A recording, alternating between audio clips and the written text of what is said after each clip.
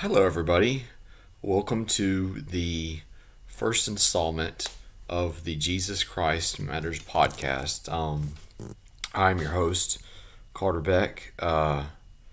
This first installment will not be a trailer, like I guess you'd say, of a trailer of the channel, the podcast. I won't be giving an introductory of what this podcast is necessarily about. I will do that later. I just decided that I wanted to do a certain podcast tonight, and I have my notes finished, and I actually really want to get over with. So this is why I'm doing this first without doing any introductory trailers or anything, which I will do that later, and maybe I'll make a actual video of that too, I guess. And if anybody comes on the Discord stream, I would just ask, you're more than welcome to listen. Just do not make any noises or any disruptions. If you get on there, I will have a Q&A at the end. But tonight, excuse me. Let me silence my phone real quick. Do that real quick before I start this. There we go. All right. So tonight, I am going to be reviewing this book. I'm going to show it to you right here. It's called The Philosophy of the Christian Curriculum by R.J. Rushdoony. Awesome book. Great book. So let me tell you why I read this book. These are my notes, by the way. I, for a while, was interested in getting into the Christian teaching industry. I didn't want to go into the public schools, and I still don't. So I wanted to learn a little more about Christian education. So one of my favorite theologians is R.J. Rushdoony, which I'll get into who he is later in the book review. So I went on eBay, and I think maybe there's a few copies of this on eBay. I think you can buy it from. I think you can get it from. Let me see. I believe you can probably get this from probably Chalcedon, Chalcedon or Chalcedon.edu. Chalcedon Foundation. You can Google them. You'll find out who they are pretty quick, and you can get. I think they still print all of R.J. Rushdoony's books. So either if you can't find it on eBay or Amazon, which I think it is on Amazon, excuse me, you should be able to get it. I bought this copy for I think $5, which that is pretty cheap, considering some of his books are $60 to $70. So it was pretty cheap. And like I said, I got it because I am very well aware that R.J. Rushdoony is probably one of the best theologians of recent of the history of the church, especially in the Reformed Presbyterian world. So let's get into it. So what is this book about? Well, first, maybe let's go over who R.J. Rushdoony is. Now, R.J. Rushdoony got his start. Let me readjust this. I like to lean back a little bit. Rushdoony got his start. He started out in the 1950s. He was an OPC minister. I think his first book that he wrote was in 1959 called By What Standard. But he started to protest the lack of Christian education in the Reformed or in the general evangelical world. He started protesting. He started calling out the secularness, the evilness of the public education system, because this was during the civil rights era, so a lot of things were actually changing. And he was how you put it? He was. They tried to silence him. Men in the church did not want him to talk because they thought You got education here, you got religion here. They're two separate things. So he was not very well liked. A lot of people disliked him at that time. He was very influential in starting what you call the modern homeschool movement. If anybody here is watching that went to a Christian school or is homeschooling or was homeschooled, I'm willing to bet that this man on this cover, that name is responsible for that. He is very important in the Christian education world. If your school or your homeschooling does not admit that they were influenced by him, they were. They were influenced by R.J. Rushdoony.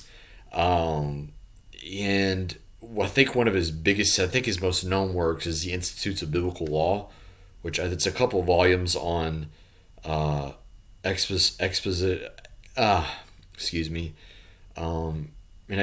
of the law of God and how it applies to modern society.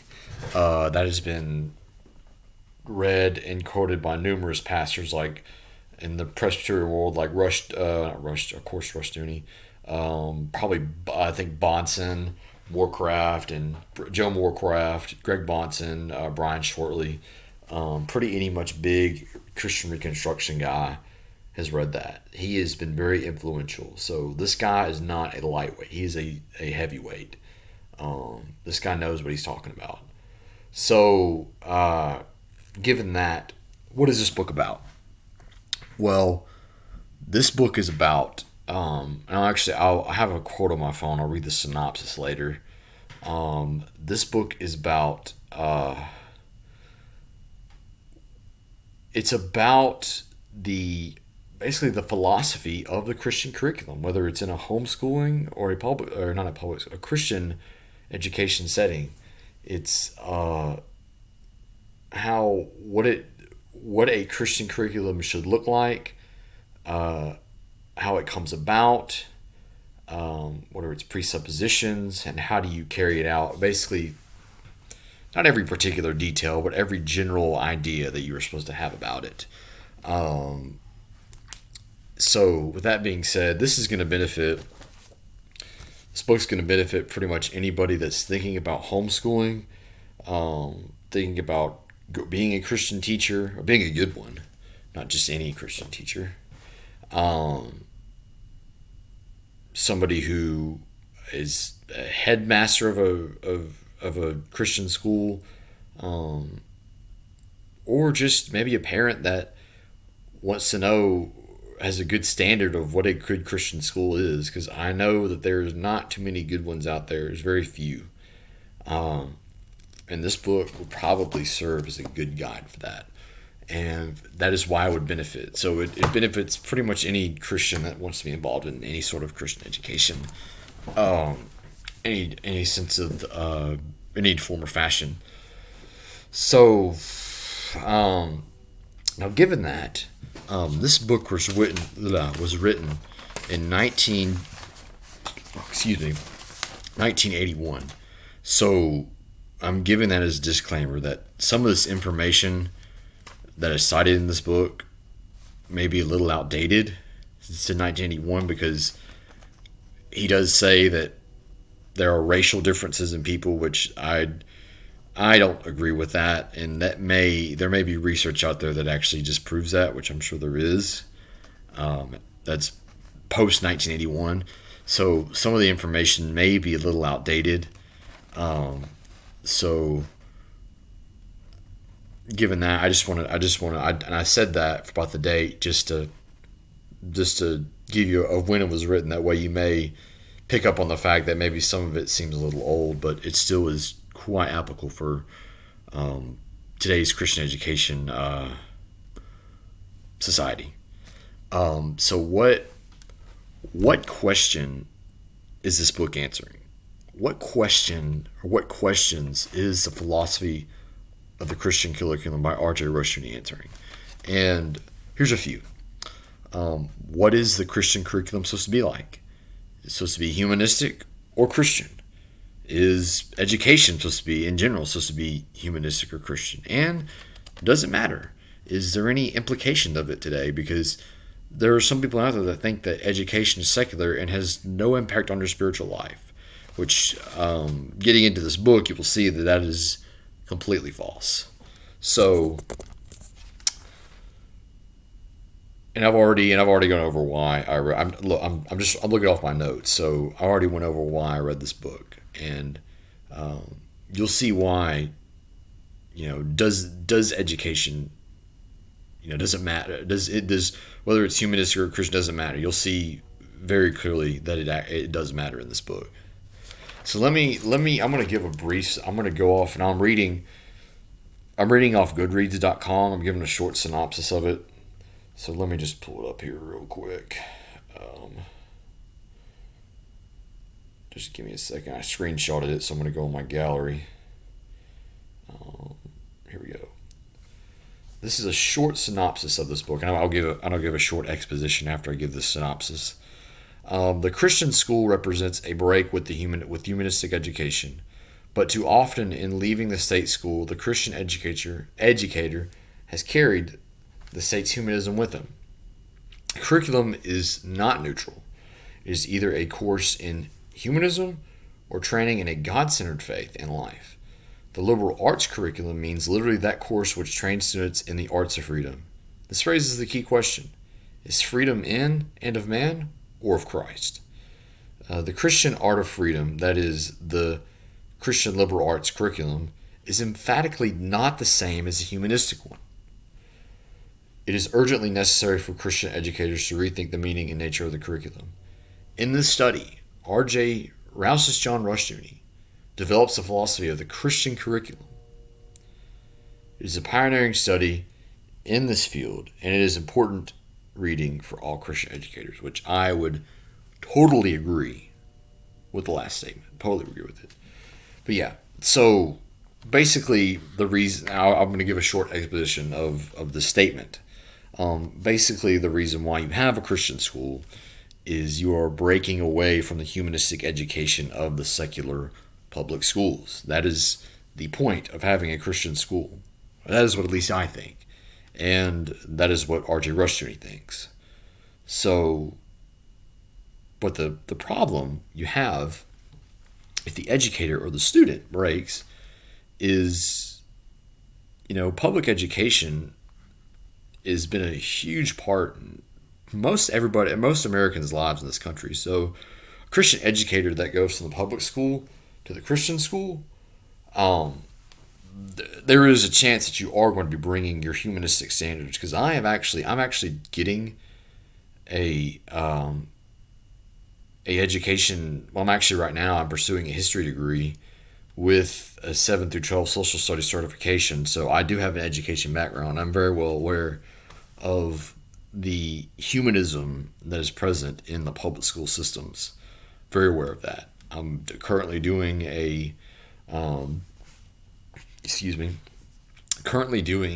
clinical teaching at a public middle school, and it is very secular. So with that being said, I'm just switching. I'm trying to see if somebody's on my Discord, which there's not. With that being said, that is actually reality, and I know that from experience. So, given that, basically, and I'll get into this later into the review. You're either going to have nothing is neutral. Jesus even says. How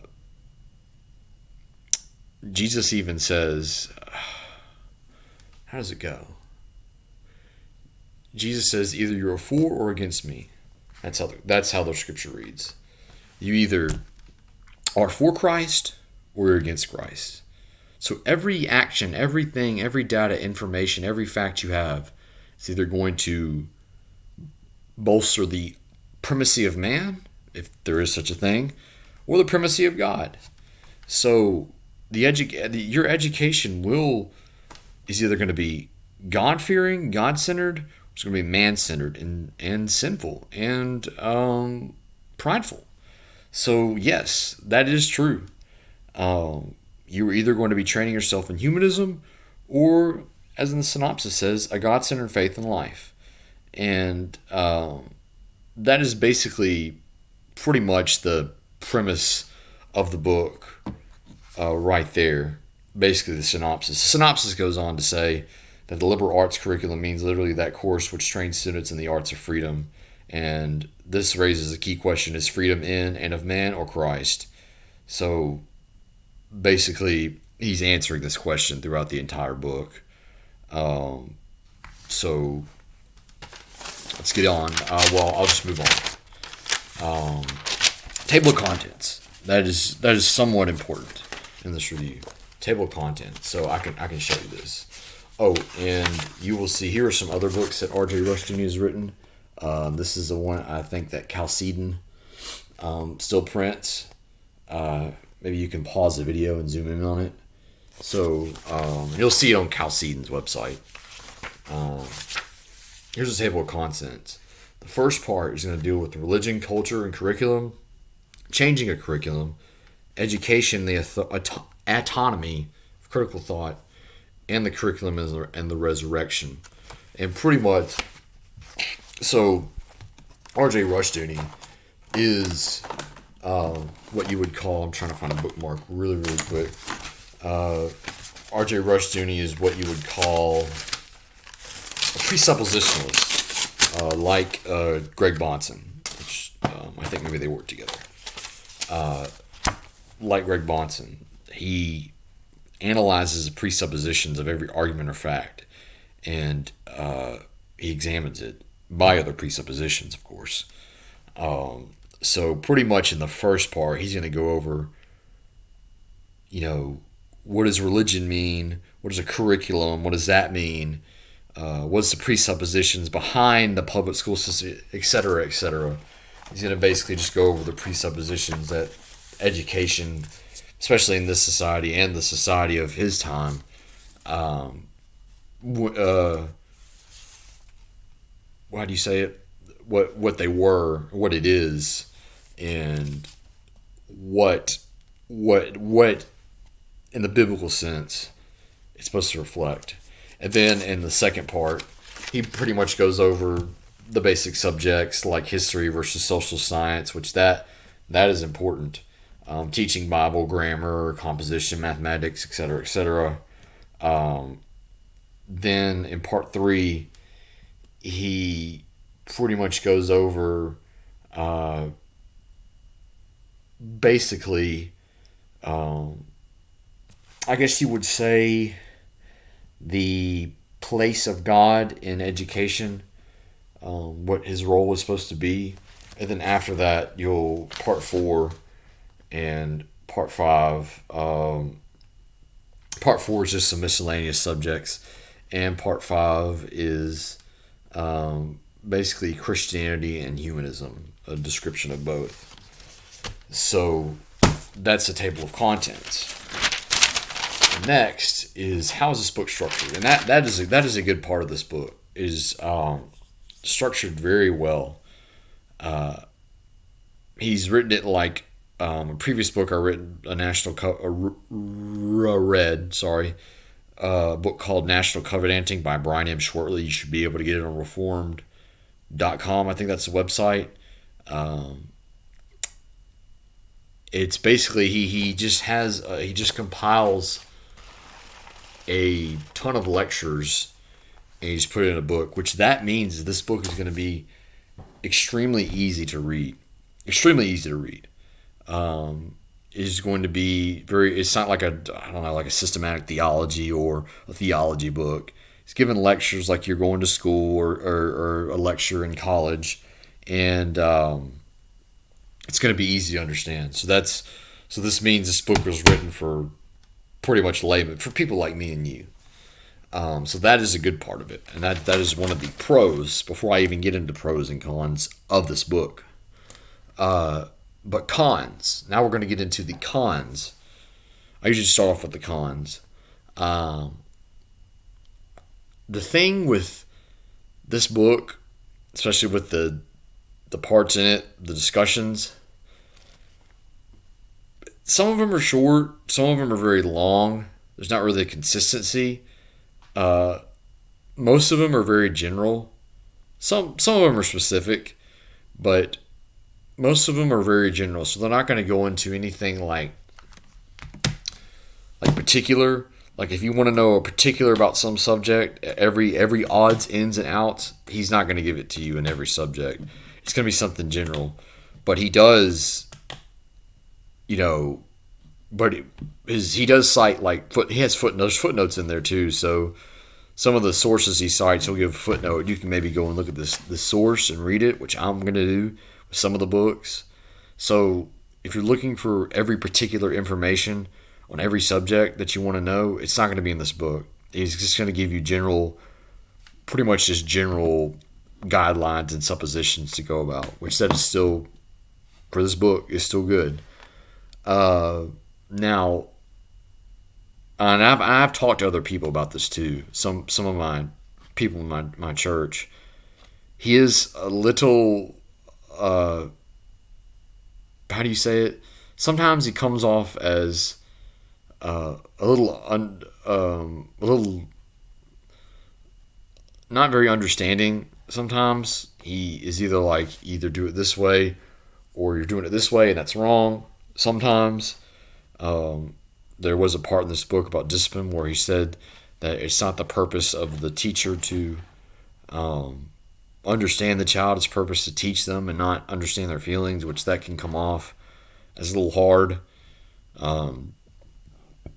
So he may be a little kind of iron-fisted sometimes, which I don't mind. Some of you watching this may mind that. So I'm giving you a warning about that.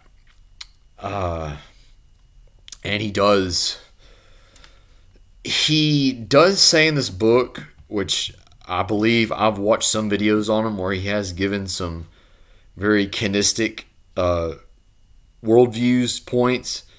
So he does say that there are racial differences in this book, which he's talking about that in the context of co-eding and and sexual differences, like between man and woman, male and female. I don't believe that research actually proves that.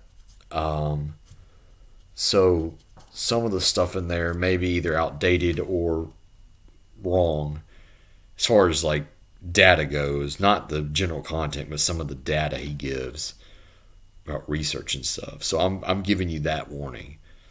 I'm saying that because I don't approve of every single statistical data he gives in this book. So there's that. And that's pretty much all the cons. This mostly was a really good book. Very important book too. So now we're going to be going over the pros. The first pro I would say is the presuppositions that he gives in this book are biblical and true. I'll give you a few examples. Either data or information reflects the ultimacy of man or the ultimacy of God. In everything you do, you're either going to be building up yourself or you're going to be building up the kingdom of God. That is part of being a creature, a God-created world. You're going to have dominion for yourself or for God. And in the first part of the book does a really good job at that. Give you an example. And this is coming from the book. Everybody is religious. Everything is religious. And that's education is religious, because religion reflects morals and values. Education does too. They're the same thing. And you're in the public schools, in their education system, you're learning the state's religion. When you're in a church, you're learning a church's religion. So they're both dealing with religion. So these public schools are not neutral. They are religious. You are learning the state's religion, which the state's religion is humanistic. Education is supposed to further your interests and your ideas and your wants. So therefore, education cannot be neutral. It is, biblically speaking, godless. It is sinful. So that is something very important. That was one of the things that R.J. Rushdoony that was one of his ideas that he was pushing in the 50s and 60s and 70s that was very controversial. It's important when reading this book because that presupposition right there alone is going to define what any education looks like. And he goes with this in science, mathematics, Bible, grammar, goes with all that. But that is the most important presupposition you can have in this book.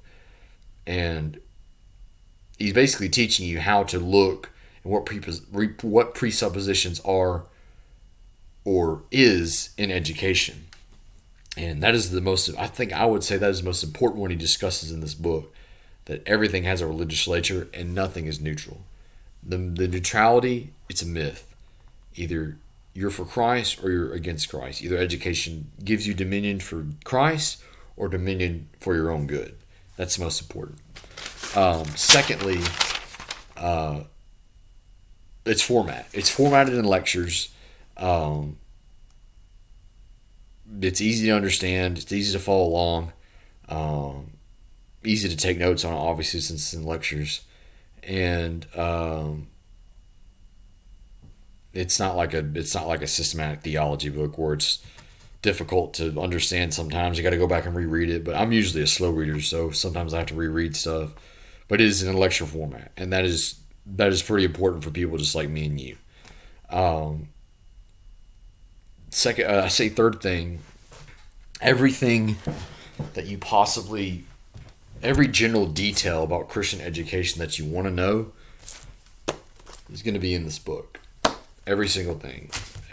How you're supposed to teach mathematics, grammar, science, Bible, every detail. What education means. What is religion? What is education? Every detail is going to be in this book. So that right there is what makes this book a great primer for homeschooling or Christian schooling or any Christian education. This book is a great primer for that. It goes over every single detail that you need to know. And I think thirdly or lastly,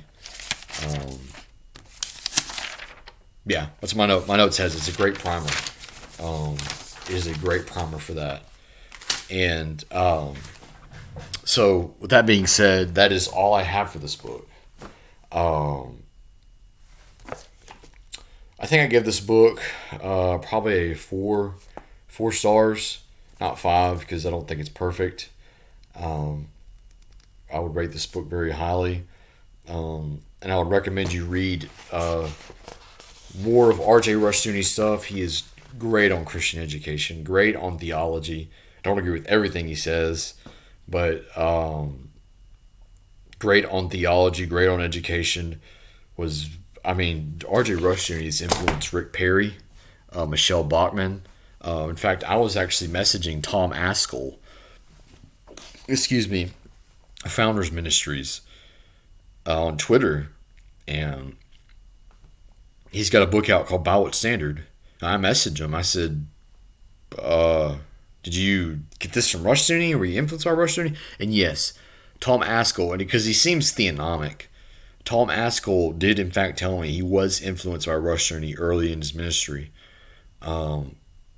And a lot of Presbyterian authors, a lot of people, Presbyterians and Reformed people I've talked to, are aware of who Rushdoony is. This guy is very influential. He's very good. Very good book. I didn't want to go into too much of details because I don't want to spoil it for you. You're gonna have to read it because I can't go over every single detail in a book. It's just a review. So with that being said, I give it 4 stars. It's really good. I definitely would not say that this book is the only book you should read about Christian. There are more books out there you should read. Kevin Swanson of Generations Radio, he has some good books. I'd recommend you check him out. I'm sure there are other Reformed authors you can check out who I think maybe would go over more specifics in teaching, like grammar, teaching Bible, civics, science and freedom, and foreign language. Who'd probably go over better specifics in that, and who would probably be able to answer more of your questions on that. So this is something I would definitely have, on in your library for sure. So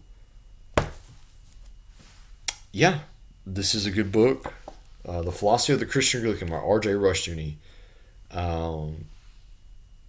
Great book to read on Christian education. Let me see if there's anybody in the chat. I'm sorry. Let me go to Google Chrome. See if I can minimize this real quick. No, it's not it.